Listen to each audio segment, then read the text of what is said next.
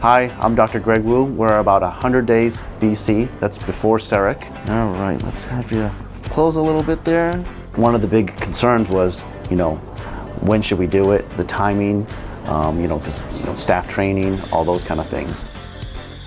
Caroline invited me to go to Corona World, and I talked to a lot of like-minded doctors that had integrated technology, asked them about their struggles and how they integrated in their office, and actually all of them had great positive things to say. So I came back and I said to Caroline, okay, I'm ready, let's buy it.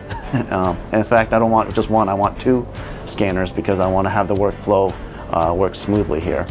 And this is the part I always say, you cross your fingers, hope you get all of the margins here. So just want to make sure that the pressure material's set. Gonna have you open there. The biggest thing I asked them was, when you got the CEREC machine, how was your transition with it? And all of them told me, within a couple months they felt like it was seamless. And that made me feel a little bit better about, hey, if these guys can do it, I can give this a try too for a couple months. Because I was worried that it was gonna be a couple years till I kind of got up and running. So, in 3 weeks we'll have your permanent crown here. Like I said, next time we see you, we won't need to have to do this. And I'm gonna have you bite down.